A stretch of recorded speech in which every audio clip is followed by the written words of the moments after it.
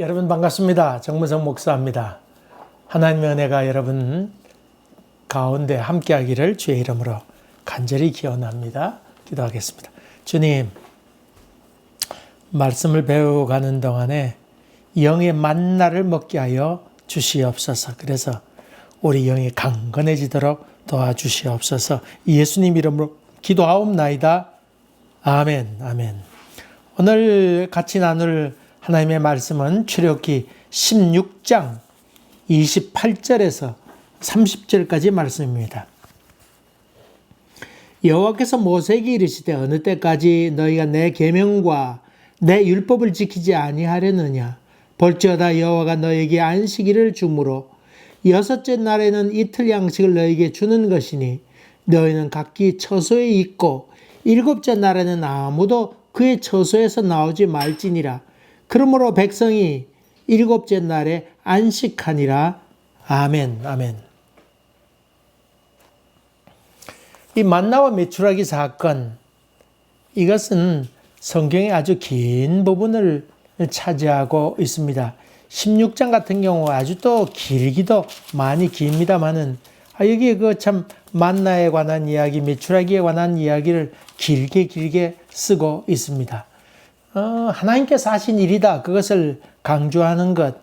그건 우리가 다 쉽게 이해합니다만은 매우 중대한 사건이기에 그렇게 길게 설명한 것 아니겠습니까? 성경에 자주 등장하는 단어들이 나오는데 그런 단어들은 중요하기 때문에 자주 등장하는 것이겠지요. 여러분 상식적으로 알면 되겠습니다. 하나님께서 꼭 가르쳐 주시고 싶은 것, 그것이 무엇일까? 무엇이 삶에 있어서 중요한가? 삶의 우선순위가 무엇인가? 그것을 지금 특별히 설명하고자 하는 것이 바로 이 만나와 메추라기 사건이다. 그렇게 볼 수 있지요. 개인의 삶이나 아니면 공동체, 아니면 가족 공동체, 아니면 여러 부족들이 모이는 그런 큰 공동체 등 간에 귀한 가치관이 있지 않겠어요? 우선되는 가치관. 그런지 본다 그러면 예수님께서 하신 그 말씀, 좀 하나님의 아들 예수 그리스도께서 이 땅에 오셔서 참 하신 말씀, 그 가운데 특별히 다 귀한 말씀이죠. 그의 삶 자체도 귀한 것이고 하신 말씀도 귀한 것인데 특별히 마태복음 5장부터 나오는 산산수훈에 있는 말씀, 이것은 참 귀하고 귀한 말씀이죠. 얼마나 귀한 말씀입니까? 힌두교 신자였던 간디, 마하트마 간디는 매일 이 산산수훈에 나오는 말씀을 매일 읽으면서 그 말씀을 되새기고 묵상하고 그 말씀을 특별히 실천하려고 했었다. 그렇게 쓰여 있습니다. 그가 쓴 간디와 산산수훈이라는 책도 있습니다. 제가 오래전에 읽은 책인데, 참, 이 사람이 얼마나 그 말씀을 씹으면서 실천하려고 했었는가. 거기에 대한 이야기들이 매일매일 쓴 일지를 보면 나옵니다. 특별히 마태복음에 나오는 팔복에 관한 말씀, 심령이 가난한 자는 복이 있나니, 그러면서 이 팔복에 관한 말씀이 쭉 나오고, 너희는 세상의 소금이니 너희는 세상의 빛이니, 그래서 너희 착한 행실로 인해서 많은 사람에게 하나님의 영광을 돌리게 하라. 그런 말씀도 나오지요. 그리고 간음하지 말라. 음욕을 품어자마자 이미 간음했다. 아주 높은 윤리를 얘기하고 있죠. 사람들이 헛맹세를 많이 하는데 그런 맹세를 하지 마라. 도무지 하지 말아라. 그리고 5장에 그런 말씀이 나온 다음에 6장으로 넘어가면서 염려하지 말라는 얘기 나오죠. 하나님이 먹이고 입히신다. 공중나를 새를 보라. 들에 피는 백합화를 보아라. 꽃들을 보아라.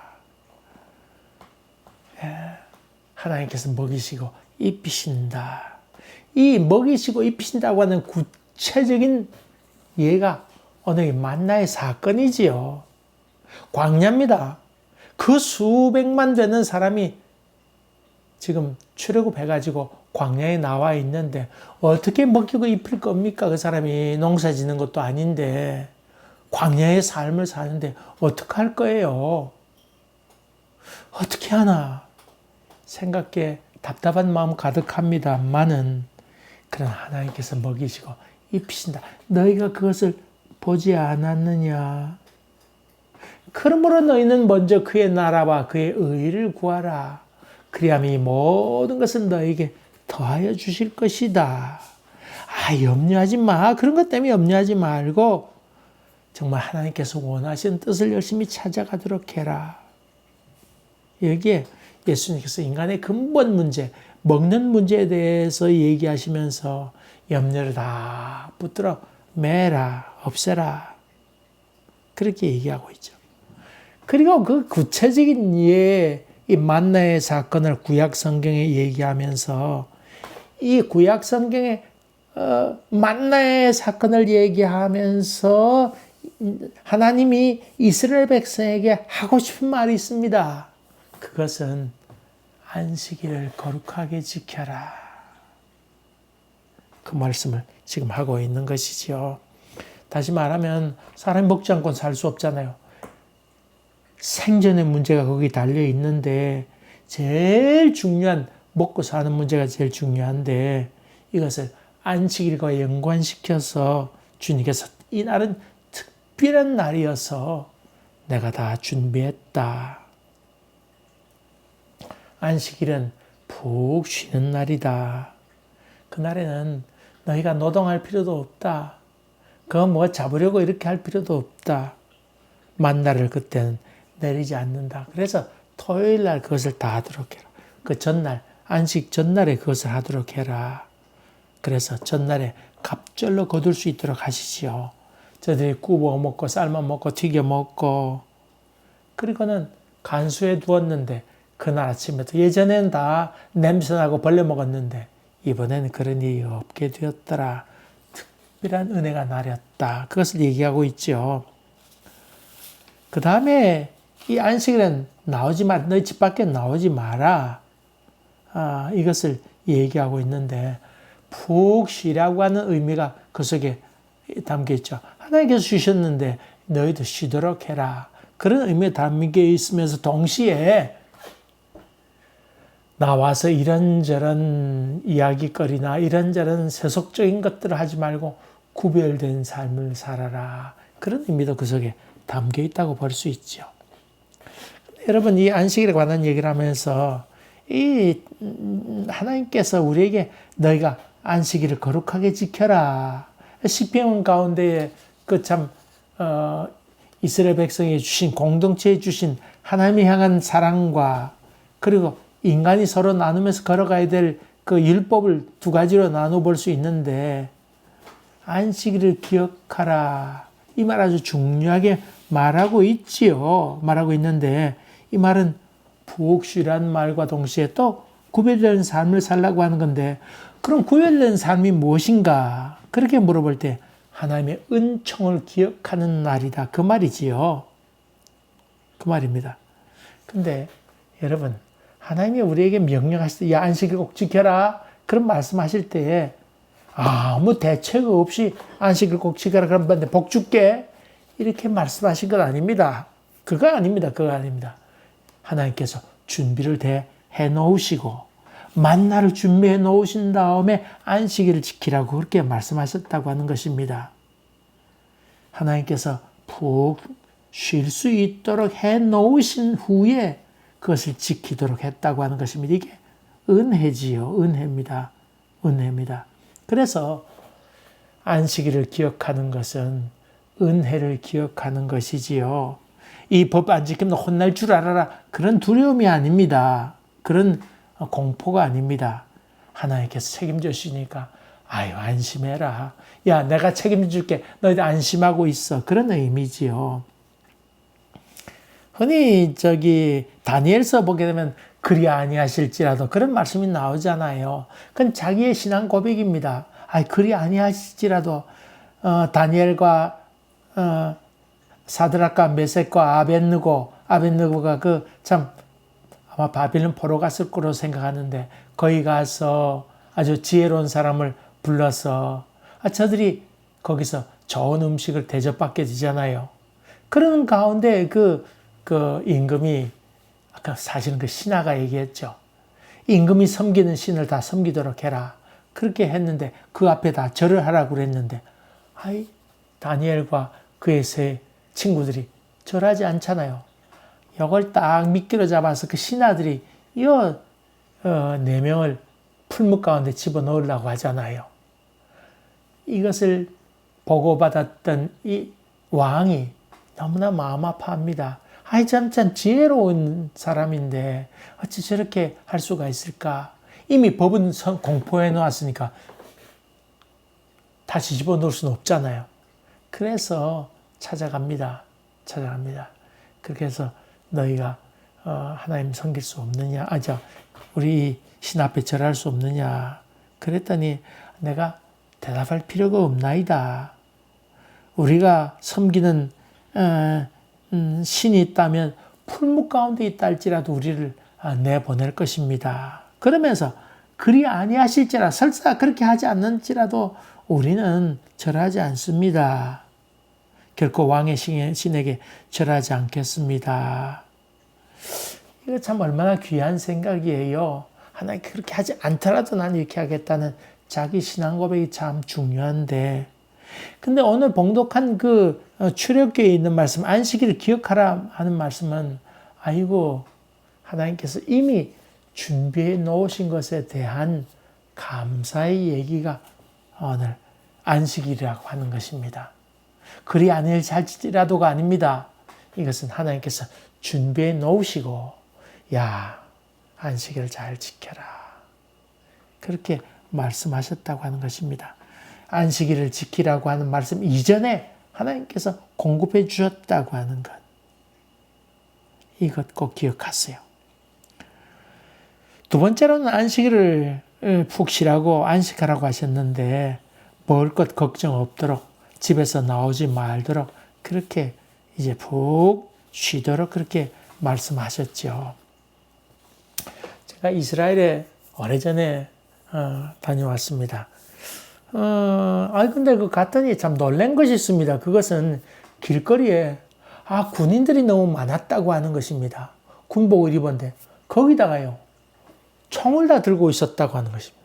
총만 들고 있은 것도 아니고 실탄을, 그 당시에 M16 자동소총인데 실탄을 거기다 옆에 크립을 끼우고는 푸른 청테이프로 옆에 감아서 잃어버리지 않도록 반짝고 붙여놓은 것을 보았습니다. 그러니까 탄창을 몇 개 끼워놓고는 이 사람들이 총을 굴러매고는 길거리 활보하는 것을 보았습니다. 이야, 그리고 길 가다가도 군인이 이렇게 손들어서 세워달라고 하면 어느 차가 와서 가는 방향 물어보고 가는 데까지 태워주는 모습을 보고는 깜짝 놀랐습니다. 사실은 군대에서 제가 있다가 휴가 와서 나올 때 그 군대에서 뭐라고 얘기했냐면, 너희들이 군대 가서 휴가 나와서 돌아다닐 때 군복 입고 다니지 말아라. 왜 그러냐 그랬더니 군사정권이었잖아요. 군복 입고 다니면 위화감을 조성시킨다. 그래가지고는 입고 다니지 말라고 그랬습니다. 참 황당하더군요. 그래서 제가 이스라엘 가서 물었습니다. 어떻게 저 군복 입은 사람이 그렇게 많고 또 안식일에도 다 집에 간다고 그러더라고요. 내일이 안식이잖아요. 사람들이 다 자기 집으로 다 돌아간대요. 보충해야 될 것 아닙니까? 적이 들어오면 빨리 연락해서 전쟁해야 되는데, 그럼 국경을 누가 지킵니까? 안식일에 다 철수한다는 거예요.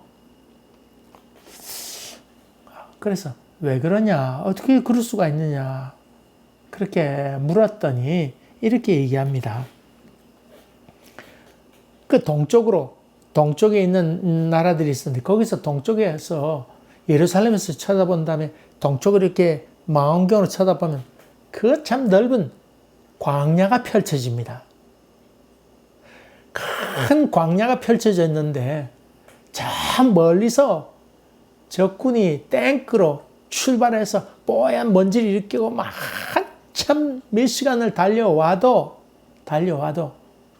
안식일을 지키고 난 다음에 이 예루살렘에 올라가서 히브리 대학이 있는데 그 높은 데 있거든요. 다 집을 다 높은 데 있잖아요. 높은 데 올라가서 탱크를 그냥 안식일 끝나자마자 바로 올라가서 탱크를 탁 세우고는 포 한 방 딱 쏘면 그 땅 맞도록 준비해 놨다는 겁니다.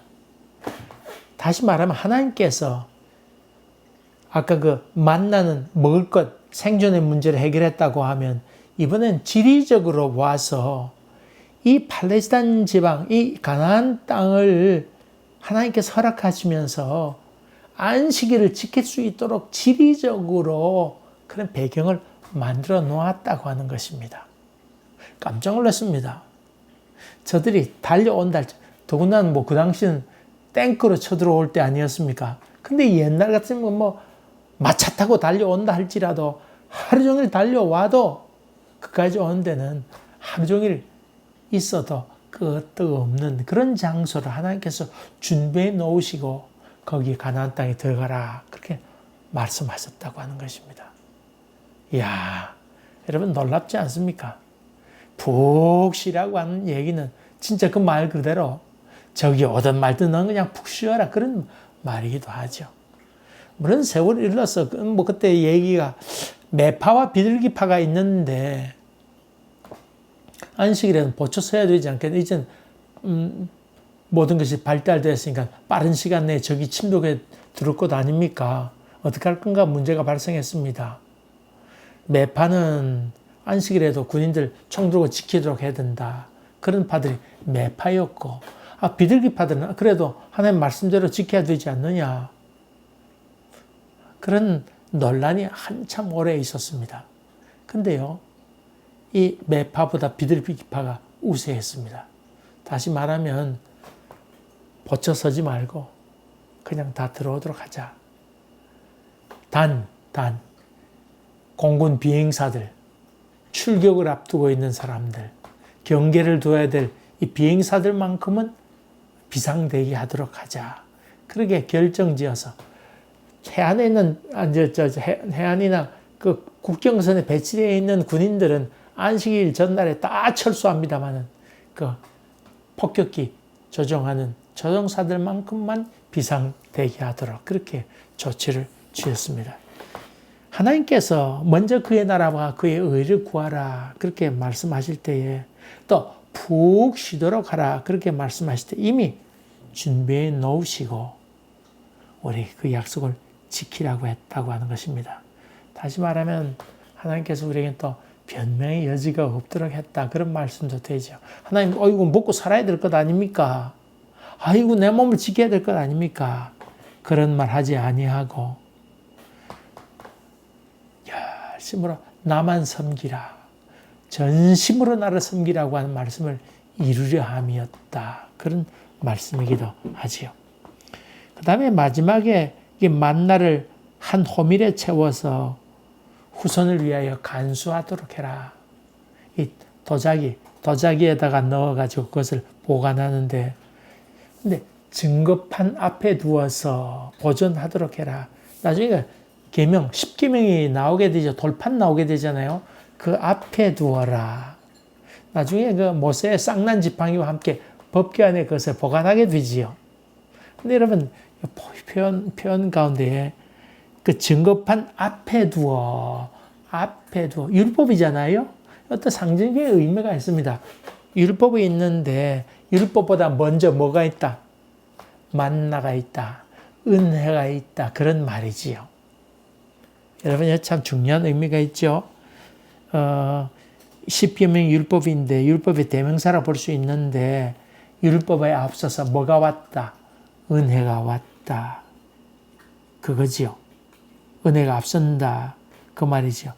이스라엘 백성 율법 얼마나 중요시 여겼습니까? 그러나 율법보다도 은혜가 더욱더 중요하다. 여러분 바리새인과 서기관들에 대한 얘기가 많이 나옵니다만 근본적인 문제가 뭡니까? 이 바리새인과 서기관들은 은혜보다도 무엇을 앞장세웠어요? 율법을 앞장세운. 그렇게 될 때에 가증스럽고 위선적인 삶이 되기 쉽다고 하는 것을 우리에게 얘기하고 있죠. 교인들이 믿음이 없는 이유 가운데 하나는 은혜를 생각해야 되는데 율법적인 삶을 살다가 은혜를 잊어버리기 너무나 쉽다고 하는 것입니다. 또 반대로 값없는 은혜 생각하게 될 때 사람들도 너무 가볍게 생각해서 하나님의 은총을 망각하게 돼서 제멋대로 사는 경우도 있다고 하는 것을 우리는 기억하면서 두려움과 떨림으로 구원을 이루어가는 좋은 믿음의 사람들, 은총을 깊이 생각하면서 아이고 내가 함부로 살면 안 되지, 그것을 마음에 명심하며 살아가는 여러분 되시기를 주의 이름으로 간절히 기원합니다. 은혜로우신 아버지 하나님 감사합니다. 주신 말씀 만나 생각하면서 주일로 잘 지켜가는 저희들 되도록 도와주시고 하나님의 복을 누리며 살아갈 수 있도록 인도하여 주셔서 모든 것에서 푹 쉬면서 새로운 안식을 누려가는 저희들 되게 하여 주시옵소서. 예수님 이름으로 기도하옵나이다. 아멘. 아멘. 감사합니다. 여러분 또 뵙겠습니다.